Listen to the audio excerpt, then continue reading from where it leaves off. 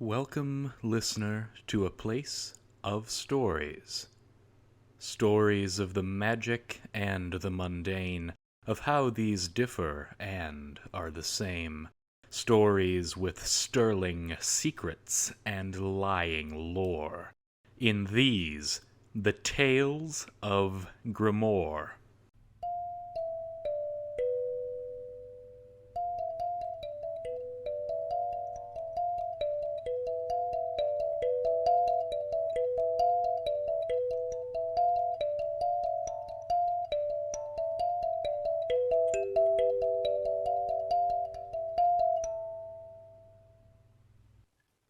Book 1. The Lost God. Chapter 3. Of Gods and Men. Kimiko adjusted the straps of her pack. The trio had been walking for several days, and the weight she carried was troublesome. The pack was heavy, too. The road turned south now that the group was past the gleaming mountains. Trees, which had been few and far between in the highlands, were beginning to appear in small stands. Kimiko was looking forward to seeing forests again. She had nearly wept when she saw the first sakura. She had been careful not to do so. Not in mixed company. You take your past with you, Kimiko. Kimiko shook her head to fend off the voices. She had so far been unsuccessful with one in particular.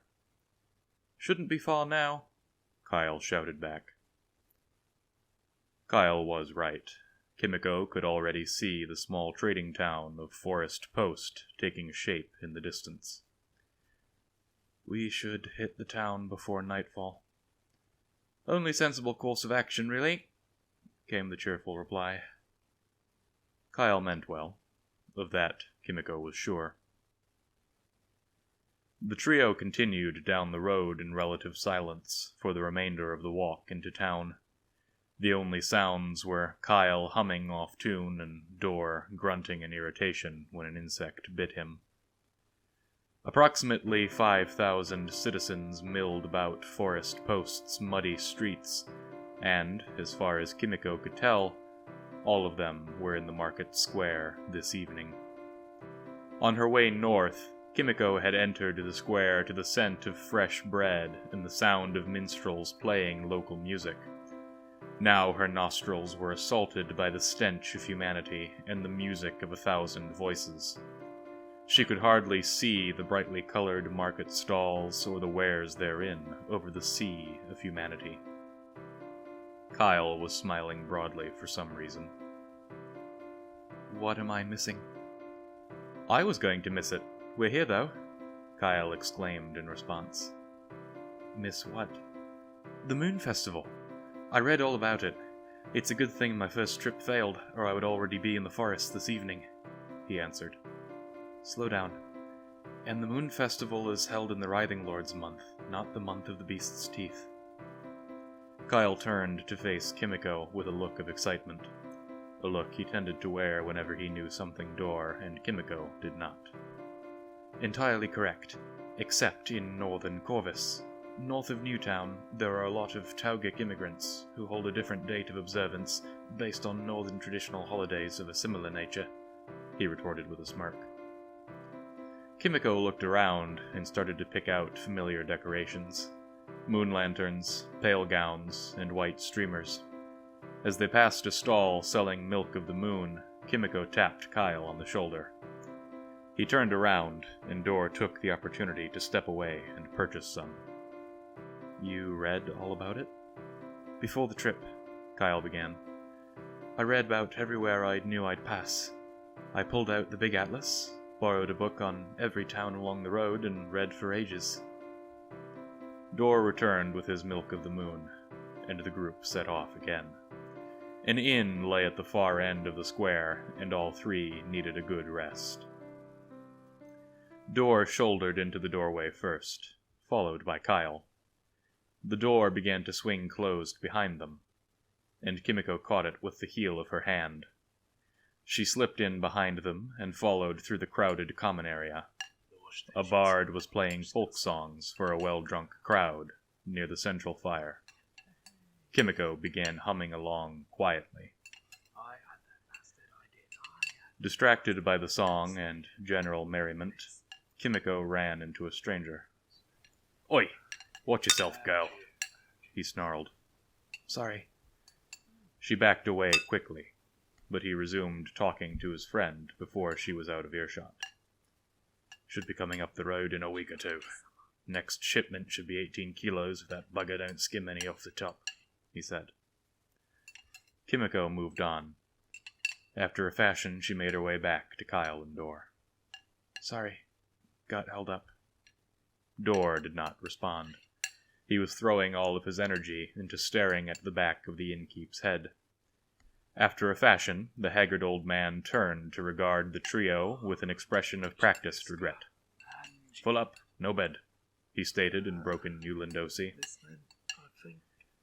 "Guess we'll take our coin to another inn, then," Dor returned, idly tapping a gold coin on the countertop.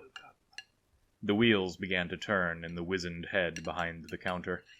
After a beat, the old innkeep licked his lips and grudgingly offered, "1 gold, 1 person. Seat by fire all night. 1 copper, 1 person.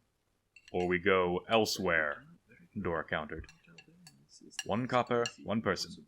3 drink minimum," the innkeep returned. "No problem there." Dor smiled thinly and pressed 3 coppers into the man's hand.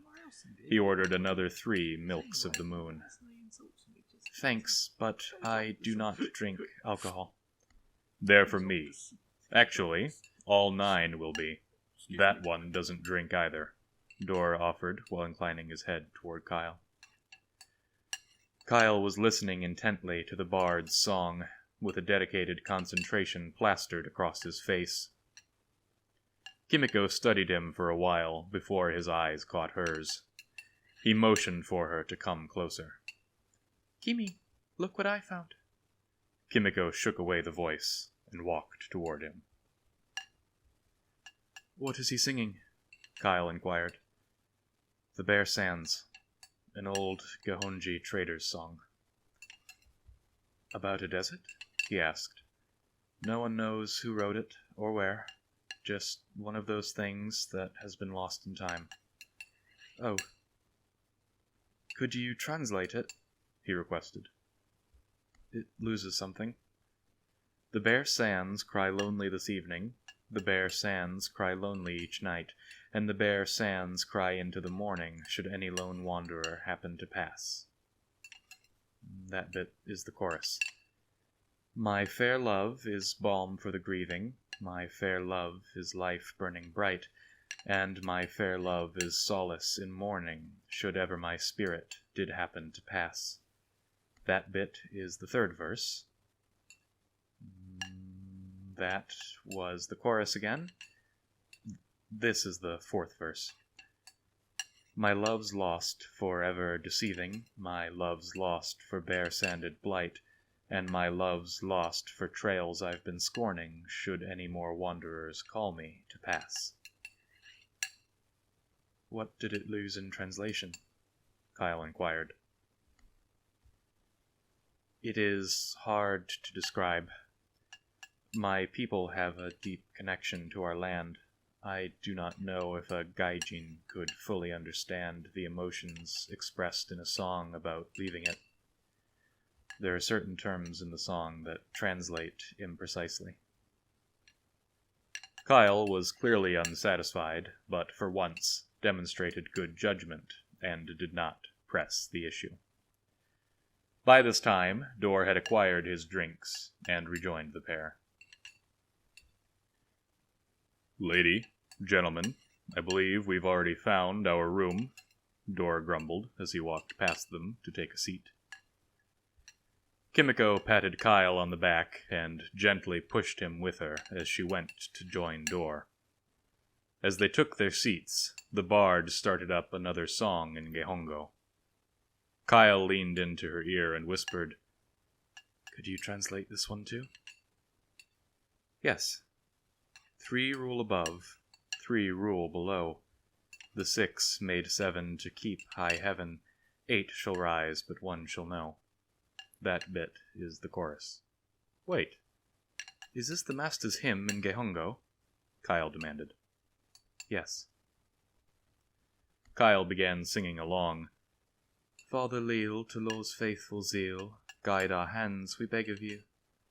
Daughter wild, both harsh and mild, guide our hearts to honour you. Vengeful son of times but one, guide our souls to rest with you. Maiden mad, yet radiant glad, guide our thoughts to mirror you. Mother dear of ancient fear, guide our works to comfort you. Sombre prince of land long since, guide our lives to mellow you. Silence fell over the group as the bard began playing a more upbeat tune. Dor was the first to break it. I thought you people had 7. What? Kyle asked. 7 gods. I only heard 6 in the song. You have 7, right? Dor explained. 8, actually, Kyle began. It is complicated.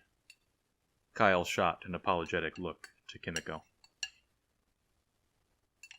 Westerners worship 7 great gods and countless lesser spirits.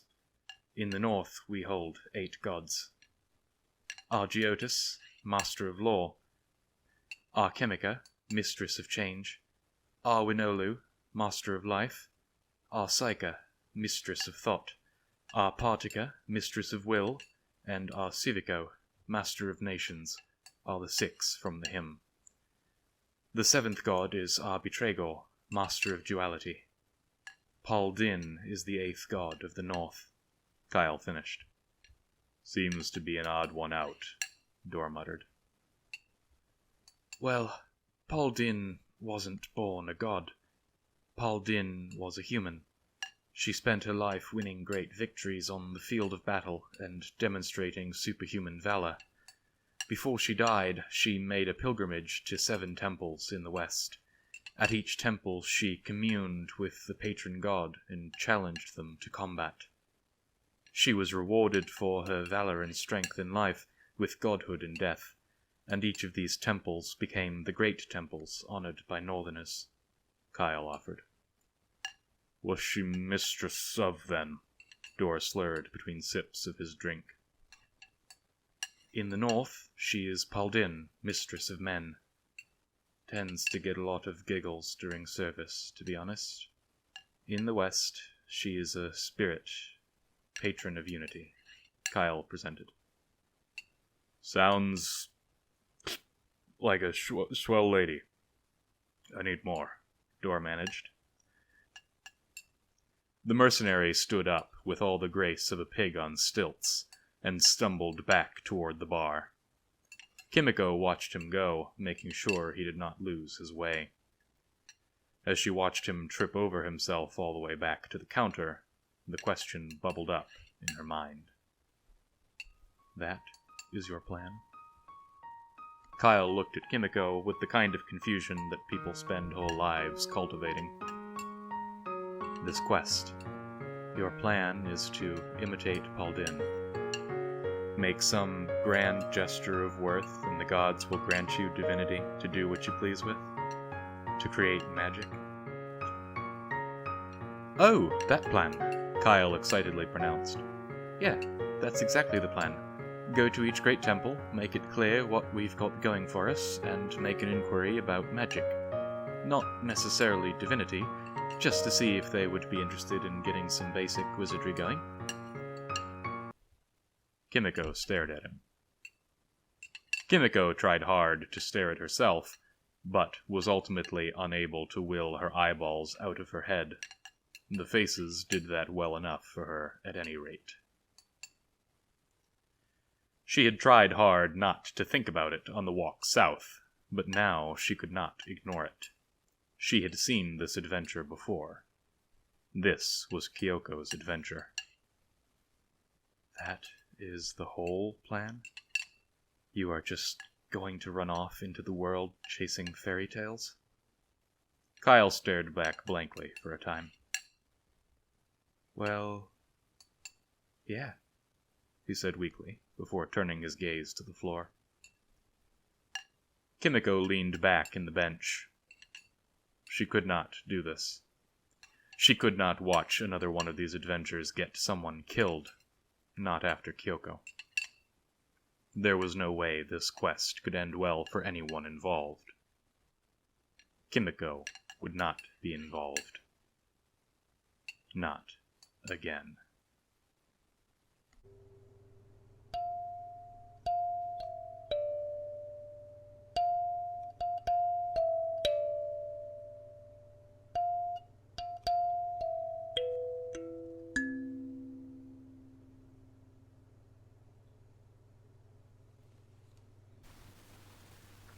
This concludes today's story.